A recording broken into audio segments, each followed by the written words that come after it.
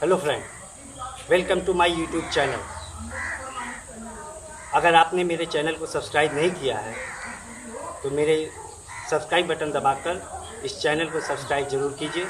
साथ ही साथ bell icon को भी दबाइए और आल बटन को। जौनपुर की एक ऐतिहासिक इमारत के पास हम लोग खड़े हैं।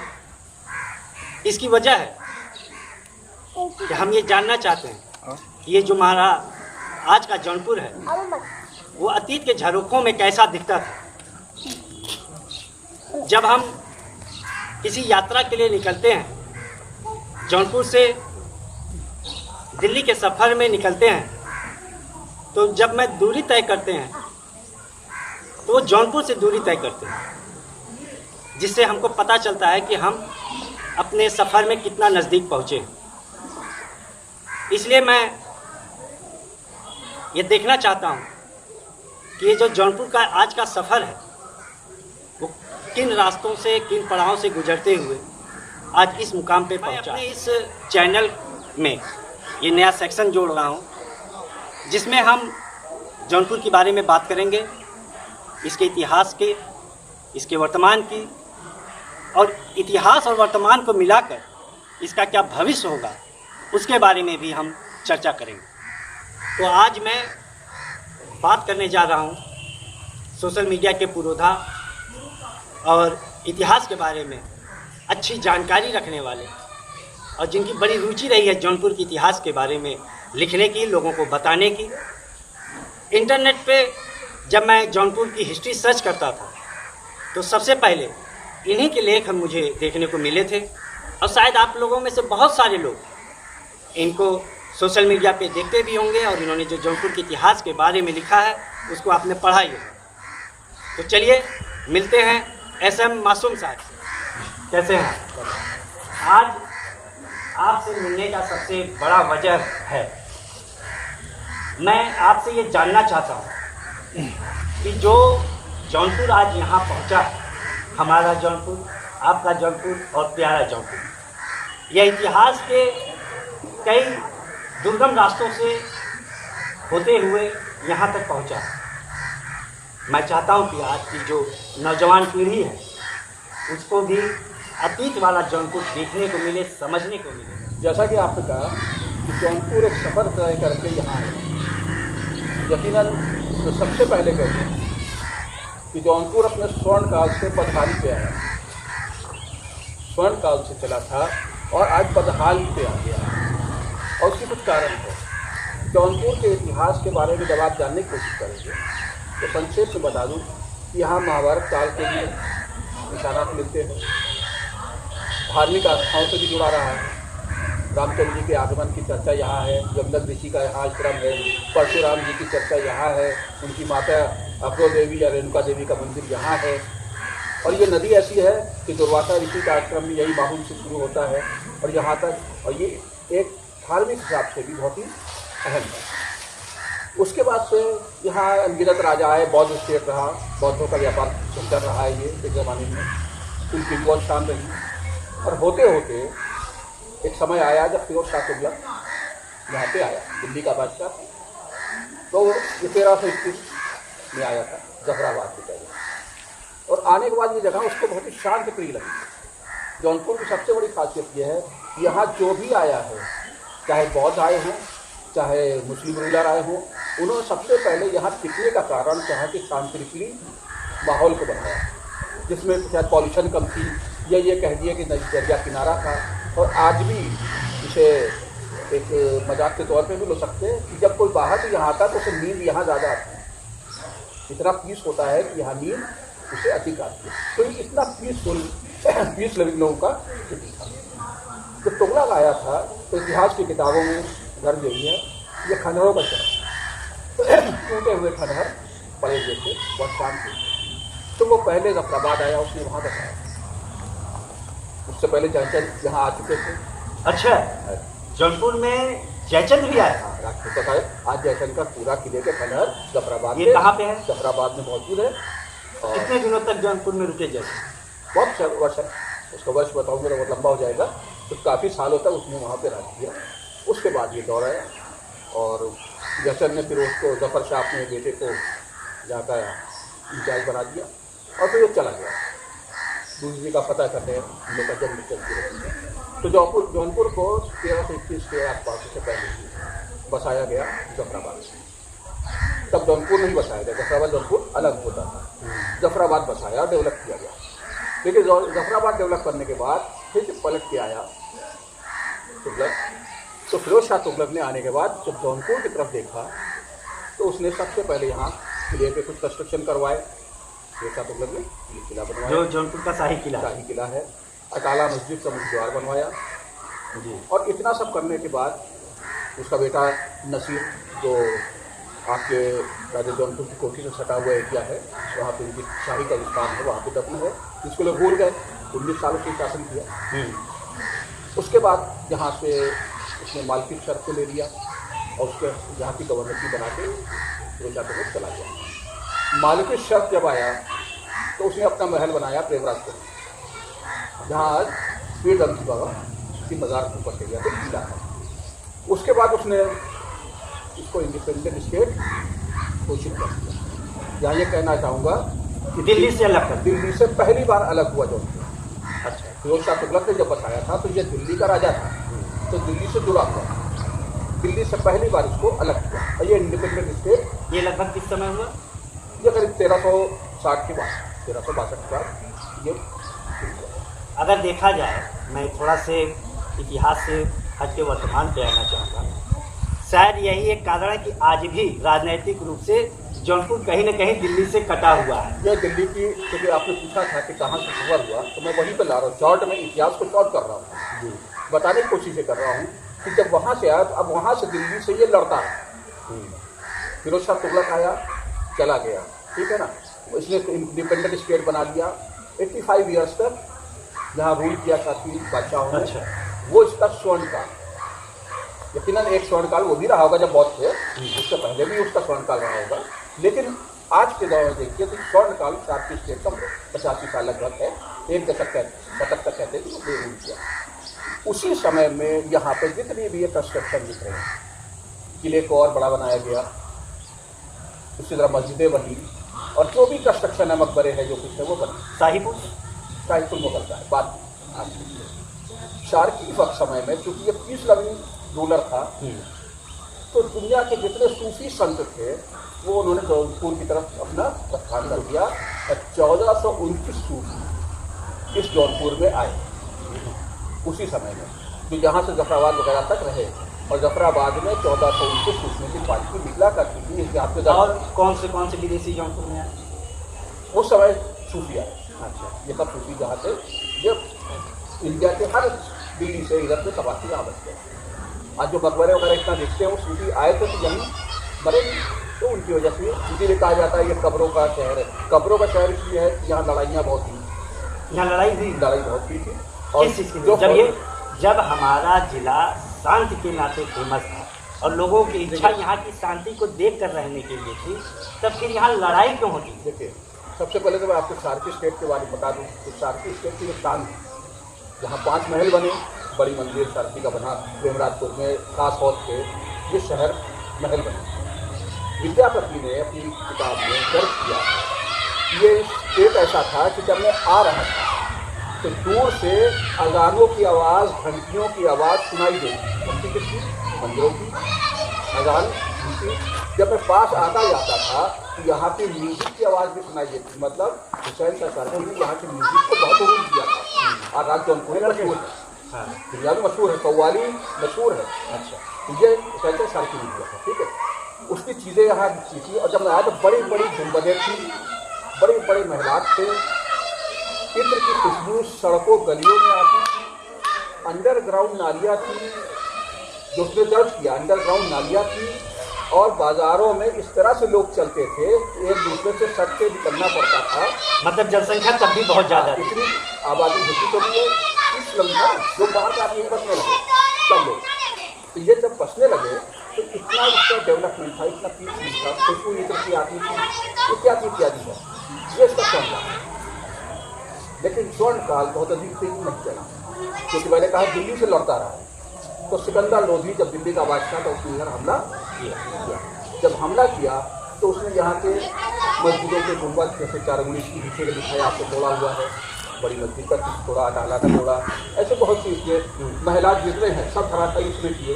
आज ये महल बने हुए होते जैसे मस्जिद बनी है, लेकिन उसने उसको भी तोड़ दिया। तो जौनपुर 60% उसने तबाह कर दिया। तबाह करने का इतनी आसानी नहीं कि लड़ाइयाँ हुई हैं, जंग हुए हैं।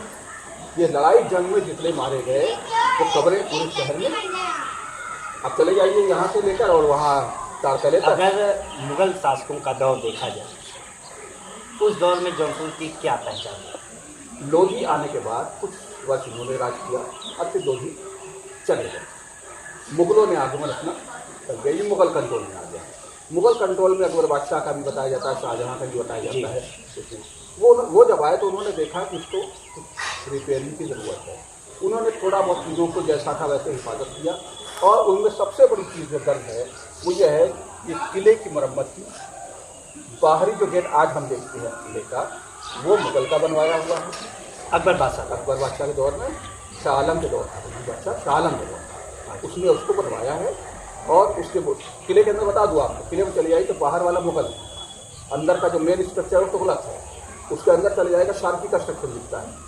जो आया उसने कुछ न कुछ इसमें कंट्रीब्यूशन किया। हमने कहीं जिक्र सुना है इतिहास में कि जौनपुर एक ऐसा भी समय रहा है जब जौनपुर देश की राजधानी, जब 85 साल शार्की स्टेट था तो इसी जौनपुर को राजधानी था। अब ये कहिए इंडिया 2 हिस्से में बटा था, एक दिल्ली राजधानी थी, एक जौनपुर राजधानी थी। अच्छा, मुगलों से अलग हो गया, दिल्ली से अलग, तीसरी इंडिपेंडेंट राजधानी बना के।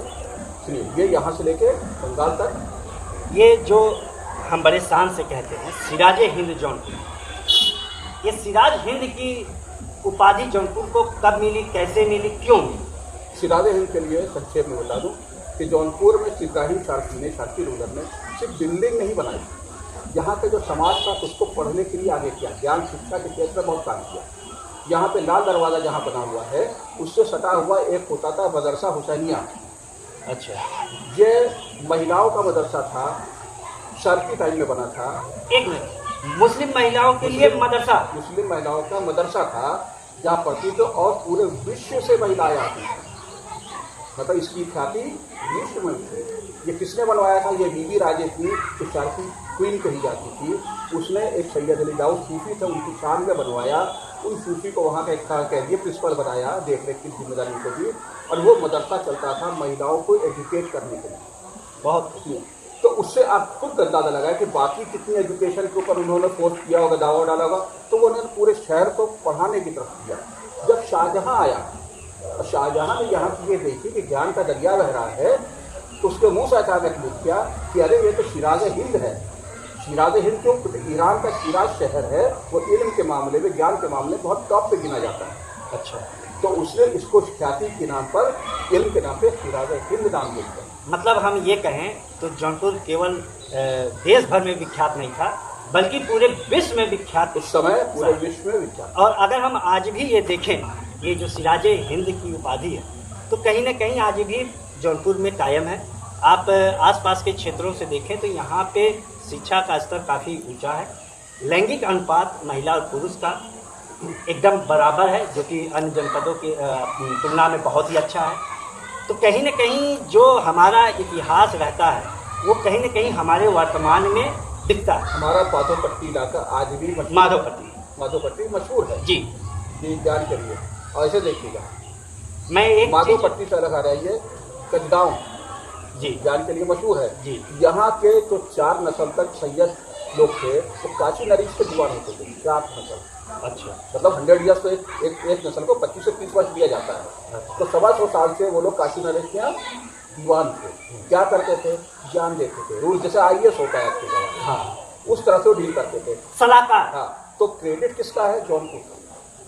यहाँ के लोग, जौनपुर के लोग काशी नरेश की रूलिंग चलाते थे। कौन? जौनपुर के लोग थे। ये जौनपुर की शान थी, ठीक है। फिर मुगलों ने शाही पुल बनवाया, खाना ने, ठीक है, और इस तरह इसका डेवलपमेंट शुरू किया।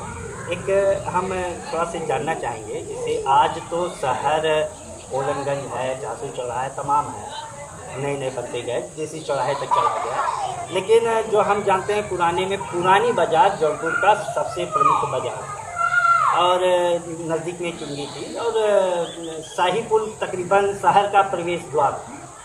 देखिए, जौनपुर को सबसे पहले तो मैं दो भाग में बांटूंगा, मुख्य है दो भाग। एक ये है प्रेमराजपुर या डेरा यूसुफ शाह से पकड़िए बेगमगंज होते हुए, और जहाँ कोतवाली कहा जाता है ये पुराना जौनपुर कहा जाता है। शाही जौनपुर, ये शाही जौनपुर था, जिसे पुराना जौनपुर कहते हैं। वह तीनों सारे महिला यही थे।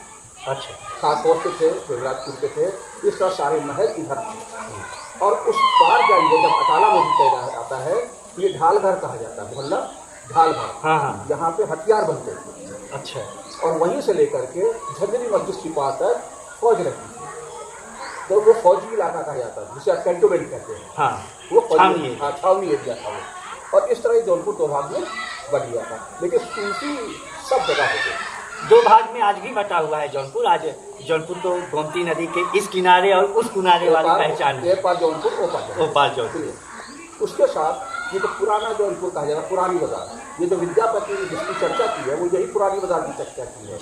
यहाँ पे बाजारें लगती थी, कहीं हाथी घोड़े बिकते थे, कहीं और सामान बिकता था, जो कुछ बिकता था यही बाजार लगती थी, इसी में लोग आती है। और ये चर्चा में ये भी है कि महिला और पुरुष साथ साथ बाजारों में हुआ करते थे। अच्छा, ऐसा नहीं है कि महिलाएं घर में रहती थी, जैसे आज तक ट्रेंड है कि महिलाएं अधिकतर घर में रहती है, बाजारों में नहीं जाती है। नहीं, महिला पुरुष साथ साथ बाजारों में रहते थे, और बाजारों में घोड़े पे लोग रहते थे अपनी अपनी हैसियत के मुताबिक। ये जो जौनपुर का जमैथा क्षेत्र है, जिसको यदुवंश ऋषि का आश्रम बोला जाता है, तो यहाँ पे भी काफ़ी इसका मतलब हमारा रामायण काल से भी कुछ लगाव है। रामचंद्र जी यहाँ कब आए? देखिए, ऐसा है कि रामचंद्र जी का आगमन इतिहास की किताबों में तो बहुत अधिक दर्ज नहीं किया है, क्योंकि धार्मिक आस्थाओं से जुड़ा हुआ मतलब मैटर अलग है। लेकिन कुछ चीज़ें हमको दिखती हैं, जैसे करारवीर मंदिर। अच्छा, जो पहले तो नहीं दिखता था, हाँ। जब से नया हाँ। सद्भावना पुल बन गया तब से लोगों को दिखने लगा करारवीर। तो अब उसके पीछे कोई स्टोरी है। अच्छा, कि रामचंद्र जी आए थे, करारवीर का वध किया। अच्छा, वध किया तो करारवीर का मंदिर तो आज पहचान में है। हाँ। वध किसने किया था? रामचंद्र जी। इसका मतलब आगमन है, आगमन है, दिखाई देता है। और अन्य जगहों में तो मैं नहीं कह सकता भाई आगमन है। 5 स्पॉट है। और दूसरे चूड़ी मेला आज भी लगता है, साल है ना। चूड़ी मेला आज भी हर साल लगता है, ठीक है। चूड़ी मेला के पीछे स्टोरी यही है कि सीता जी रामचंद्र जी जब आए थे तो उन्होंने वनवास का त्याग किया था, चूड़ियाँ यहाँ पे पहनी थी। अच्छा, यहाँ मतलब माता सीता ने शाहगंज में जहाँ ये चूड़ी मेला लगता है उस जगह आके अयोध्या में प्रवेश करने से पहले पहनी चूड़िया पहन वनवास का त्याग किया था। तो मिलता ही थी। तो इसका मतलब रामचंद्र जी आए थे, तो इस पर तो मैंने आपको दिखाई दिया। रामचंद्र जी जब आए थे तो यमदग्नि ऋषि के समय परशुराम से मिलने आते थे, दुर्वासा ऋषि से मिलने आते थे। ये भी किताबों में दर्ज है, धार्मिक किताबों में है कि रामचंद्र जी दुर्वासा ऋषि मिलने आते। तो कहाँ आए होंगे? वही बाहुल आए होंगे, वही जमैथा आए होंगे। तो इस तरह से गिनेंगे तो 5 स्पॉट है, ठीक है। इसको इतिहासकार अब कोई पत्थर तो बना नहीं, रामचंद्र जी पत्थर को गए थे, इतिहासकार इसको लिखेगा, लेकिन चर्चा है। लेकिन ये सबको अगर आप अलग हटा दो तो इतना तो है कि उस समय से ये बसा हुआ शहर और बहुत इंपॉर्टेंट शहर था, प्रमुख शहर था। तो इससे इनकार नहीं करें। आज विशाली की यमदग्नि ऋषि का आश्रम मौजूद है जी। परशुराम जी की माता जी अक्रो देवी का मंदिर जमैथा में ही मौजूद है। तो अगर 2 चीज़ यहाँ दिख रही है, दुर्वासा ऋषि का आश्रम आपको माहौल में मौजूद है। आपने लगभग जौनपुर के इतिहास का बड़ा गहन अध्ययन किया है, लगभग सभी क्षेत्र में सभी काल में कैसे कैसे जौनपुर रहा। अगर आप जौनपुर का इतिहास देख रहे हैं और आप जौनपुर का वर्तमान जानते हैं, तो आपको जौनपुर का भविष्य क्या दिखता है, या भविष्य वाला जौनपुर आपको कैसा दिखता है? देखिए, सबसे पहली चीज़ है कि भविष्य बनाना हमें, और हम उज्ज्वल भविष्य देखने की कोशिश कर रहे हैं। हमारी कोशिश है कि हम इसको स्वर्ण काल में वापस ले जाएं। ऐसी कौन सी चीज़ें हैं जो पुराने समय की आप वर्तमान में चाहते हैं कि वो जौनपुर में आ जाए? उससे सबसे बड़ी चीज़ ये है कि आज इसे पर्यटक क्षेत्र घोषित किया जाए। क्यों किया जाए? क्योंकि एक कैपिटल दिल्ली तो इतना फेमस है कि ताजमहल देखने आते हैं, लाल किला भी आता है, और दुनिया भर के मकबरे, फतेहपुर सीकरी क्या क्या है, और उसकी मेंटेनेंस भी है अच्छी, पर्यटक आता है। तो पर्यटक शर्त की स्टेट में क्यों नहीं आता? अवश्य आएगा अगर उसे बताया जाए कि यहाँ इतने बड़े बड़े मॉन्यूमेंट्स हैं, इसकी चर्चा ही नहीं हुई है, बहुत अधिक चर्चा किताबों में नहीं हुई। सुने, इसमें पर्दा इसलिए डाला कि दिल्ली ने पर्दा डाला। दिल्ली शासक हमेशा ताकतवर रहा, उसने दबाया। हम चाहते हैं कि यहाँ के पर्यटक स्थलों के बारे में दुनिया जाने, उसकी बुक के बारे में लोग बात करें, उसके साथ चर्चा करें, जिससे पर्यटकों का आना चालू हो। वो आएंगे, रोजगार के अवसर बढ़ेंगे, डेवलपमेंट बढ़ेगा, रोड बनेगी उसी अनुसार से। तो आज बनारस से आने के लिए आदमी क्या है, हम आप पर्यटक स्थल पर नहीं जा पाते हैं। आप कभी कहेंगे तो 2 व्हीलर से ले ले, कार से नहीं आ सकते। जब हम दिक्कत करते हैं तो पर्यटक कहाँ से आएगा? आज की वीडियो हम यहीं समाप्त करेंगे, आज की चर्चा यहीं रोकेंगे। अगली बार किसी नए विषय पर, नए जगह पे हम पुनः इस यात्रा को प्रारंभ लेकिन यहाँ पर मैं ऐड करना चाहूँगा कि आप भी कोई भी है जिसको जागरूक करें, अध्यात्म के प्रति काम करें। और इसके लिए जैसे मैंने 2 वेबसाइट बनाई है, www.hamarajaunpur.com, www.jaunpurcity.in, यूट्यूब चैनल बनाया है। मुझे खुशी है कि आप ही एक चैनल बना रहे हैं। आप ही किस नाम से बनाया हुआ है? मेरा अपने ही नाम से, अपने नाम से चैनल बनाया हुआ है, ठीक है। जौनपुर के इतिहास को पेश कर रहे हैं। और कोशिश ये होना चाहिए कि लोगों में जागरूकता बढ़े, ताकि यहाँ पर्यटक आए और उसके हिसाब से यहाँ पे, और इतनी नॉलेज लोगों को हो कि कम से कम पर्यटक आए तो उसको गाइड का काम मिल सके। और गाइड बनने के लिए जो सर्टिफाइड सोर्स है इतिहास का, वहाँ से उसको 25 के साथ बहुत बहुत धन्यवाद आपका। तो ये हम लोगों ने ऐसे मासूम साहब से चर्चा की और जौनपुर के इतिहास को थोड़ा बहुत खंगालने की कोशिश की। हम इस प्रयास में लगे रहेंगे, इसको जानने का प्रयास करते रहेंगे। आपको किस जौनपुर का क्या जानना चाहते हैं इतिहास के बारे में, उसे अपने कमेंट बॉक्स में जरूर लिखें। कहने के तो अक्सर हमने सुना है, लोग कहते हैं जो बीत गया सो बीत गया, लेकिन यह इतना आसान नहीं है। जो बीत गया वही आगे चलकर इतिहास बनता है, और इतिहास की अपने आप में एक ताकत होती है। आप चाहे इतिहास से मोहब्बत करें, चाहे आप इतिहास से नफरत करें, लेकिन आप इतिहास नहीं मिटा सकते। हमें हमेशा अपने इतिहास के साथ ही जीना है, अपने इतिहास के साथ ही मरना है। तो आज मैं आपसे विदा लेता हूं। अगले वीडियो में जौनपुर के नए जगह, नए स्थान पे एक नई यात्रा हम शुरू करेंगे। धन्यवाद। जय हिंद।